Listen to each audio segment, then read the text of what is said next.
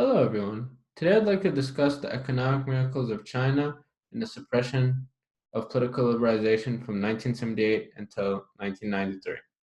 So let me just share my screen here.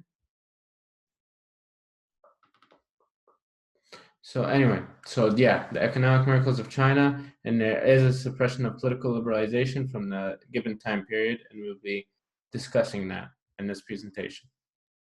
So according to Freedom House, democracy in 2020 is in retreat. For its part, China has always prioritized development over human rights at home and on the world stage. We will explore the economic miracles of China from 1978 until 1993, while simultaneously discussing the effects of this culture of growth on the political sphere. We will achieve this by using the literature on political activity in China from that time period, and we will compare this with the economic trends in the country. So a few notes to begin here. Deng Xiaoping was the leader of China from 1978 until his resignation in November 1989. Xiaoping's 1978 economic reforms had a tremendous impact on Chinese society. In 1981, just 3 years after Xiaoping's reform project was launched, almost 90% of Chinese people lived in extreme poverty by the definition of the World Bank. But in 2013, that number had dropped to less than 2%, which is miraculous in its own right. So how did Mr. Xiaoping pull this off? That's the main question we are here to discuss.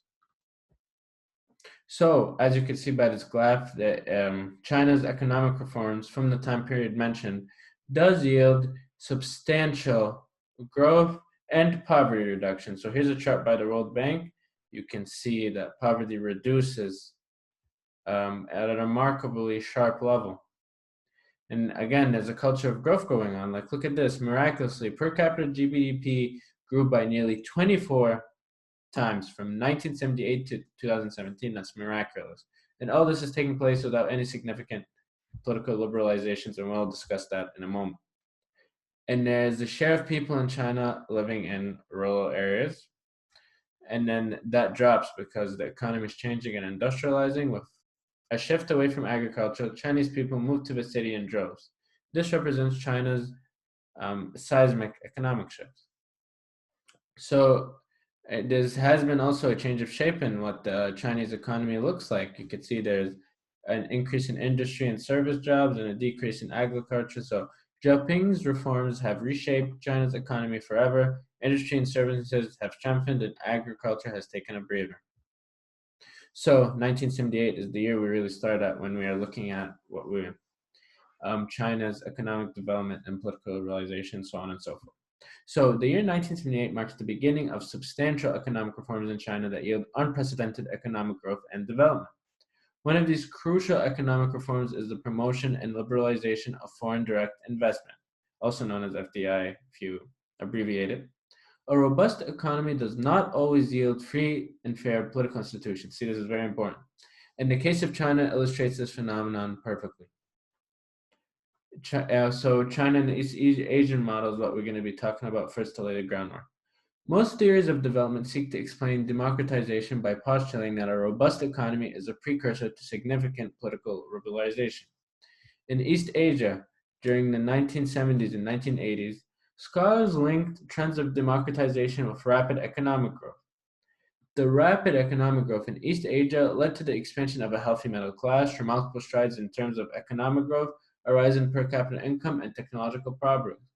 So we see these similar trends in China as we do in East Asia, but there's one component missing, and that's the political liberalization, and we'll discuss this in the next slide.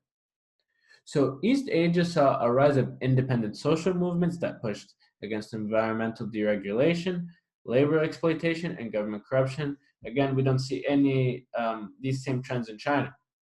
These robust social movements serve the purpose of holding government accountable, and their mere existence the mere existence illustrates the existence of free political institutions.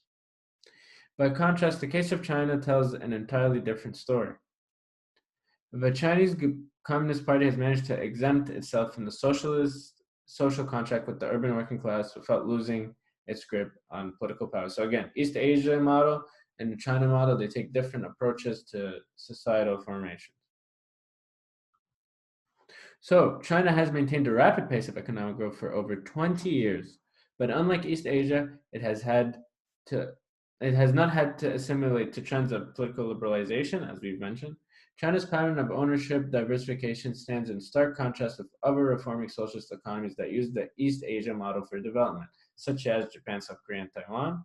And China's mode of integration into the global economy differs drastically from the experience of other East Asian high growth economies, in particular Korea and Taiwan. So foreign direct investment has been the dominant source of capital for China, and it far outweighs the more indirect managed ties to foreign capital established by countries who use the East Asia model of economics and society and so on. The miracle of China's economic growth that delayed political liberalization was a result of a strong Chinese state coupled with a weakened civil society, especially labor. And after the death of Chairman Mao Zedong, the previous leader before Zhao Jinping, um, Zhao Jinping ushered in a new era of modern China, but many of the same political institutions under Mao remained unchanged. So what Zhao Ping does here is pretty creative. We'll get into the next slide. Zhao Ping opted to retain the traditional communist bureaucratic state apparatus and only employed slight modifications. Zhao Ping believed that he could utilize local officials to accelerate economic reforms by using the old decision-making channels from the Mao era, of course. It is important to note that Zhao maintained the status quo authoritarian and bureaucratic mechanisms of the state to subvert any political changes that could threaten the authority of the Chinese Communist Party. And the CCP, which is the abbreviation for Chinese Communist Party, feared the overthrow of communist rule, which is exactly what happened in 1991 with the fall of the Soviet Union. It's crucial to note that in China, political and economic authority was more decentralized and less institutionalized than it had been in the Soviet Union, meaning that Mao Zedong's previous efforts of decentralization had left China's central control over economic life less futile than that of the USSR. So that's an important distinction to make there. A robust economy but weak political institutions. And that's kind of the story of China. This title kind of summarizes my position of China here. So Mao Zedong, purposely shifted economic power to provinces and cities during the great leap forward in the Cultural Revolution. Local governments played a strong economic role, so generally, frail central institutions created an atmosphere for foreign direct investment to flourish under the next leader, Zhao Jinping. During the Chinese Cultural Revolution, the country's political and social atmosphere also became increasingly tense and polarized. So we see a couple of trends going on here. So Zedong shifts the economic power down to provinces and cities, and local governments play a strong economic role, and this sets the stage for what is to happen next. And simultaneously, the political atmosphere isn't getting much better, and there are no subsequent reforms. So this is during the Cultural Revolution. Thousands of intellectuals, professionals, and officials were fired from jobs and imprisoned. Ordinary citizens had to worry about being criticized by their coworkers and neighbors. On the economic front, China was lagging behind its East Asian neighbors during the Cultural Revolution, but they start getting back in the groove during Xiaoping's rule. And this inspired China to modify the system and create a robust economy that could compete with East Asia. So here's what's going on here. So China wants to achieve this without opening the doors to political liberalization like the East Asia model is doing. Xiaoping achieved economic renewal in China by using provincial politicians to enforce central directives and articulate local interests. And this enables Xiaoping to push his reforms through the bureaucratic decision-making processes and avoid the risks of changing the political rules of the game. So again, economic reform, yes. Political reform, no. So that's kind of the main idea. So Xiaoping's crucial decision to retain a traditional communist polity was monumentous in a bunch of ways. By processing crucial economic reforms to the same bureaucratic institutions that plagued China since the 1950s, Xiaoping's enhanced ambitious economic change. So he basically enhanced economic change without enabling any political reforms, as we previously mentioned. So again, China under Xiaoping was able to make considerable progress towards being a competitive socialist economy, kind of like East Asia, and it was achieved by expanding foreign trade and investment, encouraging private and collective business, decentralizing physical revenues to local governments, and allowing state factories to keep a share of their own profit. All of this created a culture of growth that enabled and encouraged economic and career incentives of bureaucrats and managers to give them a real interest in promoting reform.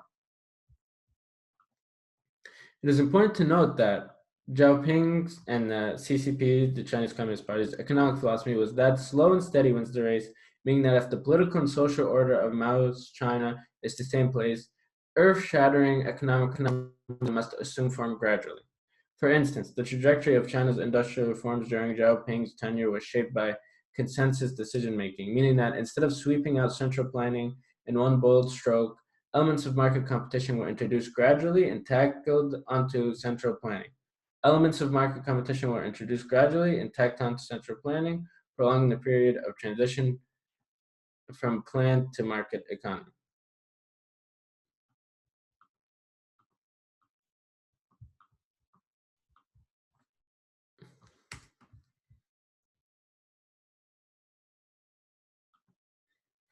So, contrary to popular belief, radical economic changes. Sorry. So, contrary to popular belief, radical economic changes are possible in an authoritarian political setting. China, which is an authoritarian system, has managed to generate more popular support for the economic reform process than India, which is a democracy. And attempts at economic reform in 1980s and 90s China have become more successful than India's economic reform efforts, surprisingly, even though India is more of a democratic society. This variance can be attributed to different political systems in both countries, and let's review those.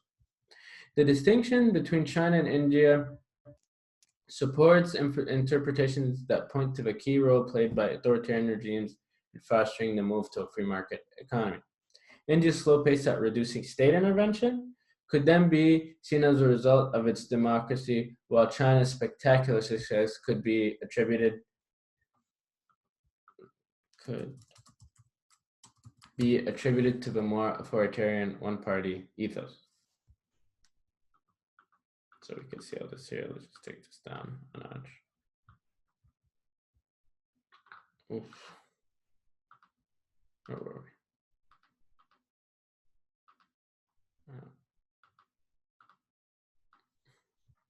Sorry guys, I'm very tired. It's 1 a.m.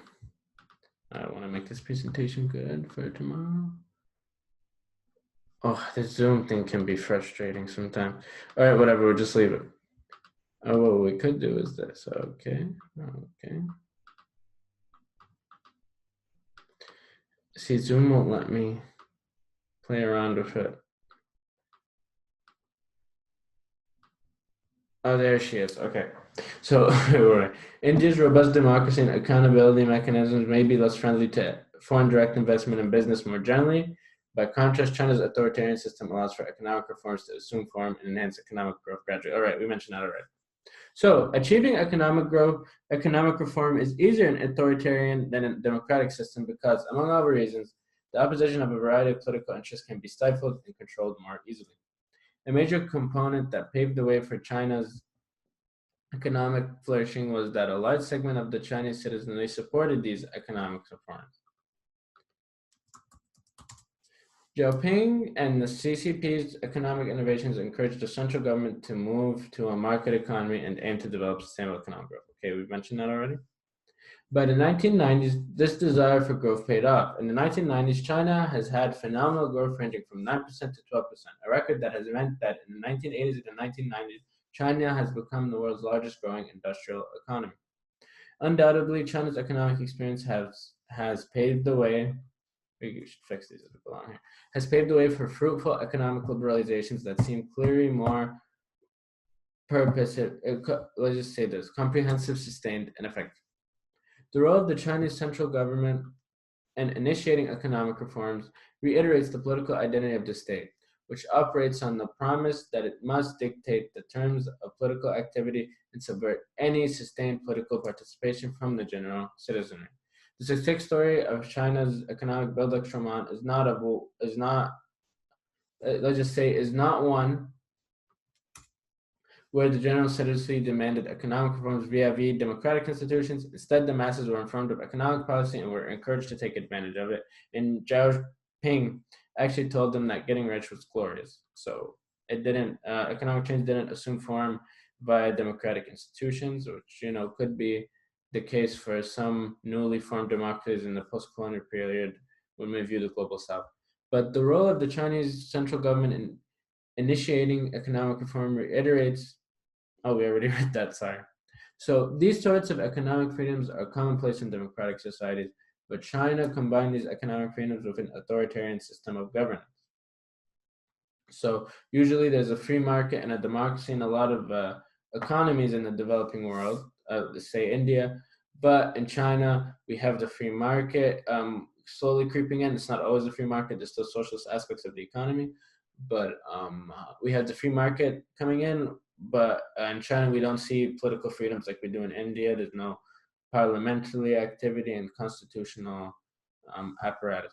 So it is important to note that peasants and local elites may have had a substantial influence on China's economic success story as they worked with the CCP, Chinese Communist Party, to help reform and reimagine the country's economy. In China, the decentralization of physical authority and the ability of local elites to obtain their revenues through township and village enterprises led local elites to become more active supporters of reform. So let's just wrap this up here and we'll do part two sometime next week, because there's a lot more to discuss about China's miraculous economic growth from the time period 1978 to 1993. So the success story of China's economic reform proves that social cohesion provides the best atmosphere for economies to flourish, and that China's local authorities implemented economic development in the country on a large scale. So I hope you guys find this useful, and I look forward to doing part two and continuing these PowerPoint presentations. So thanks and good night.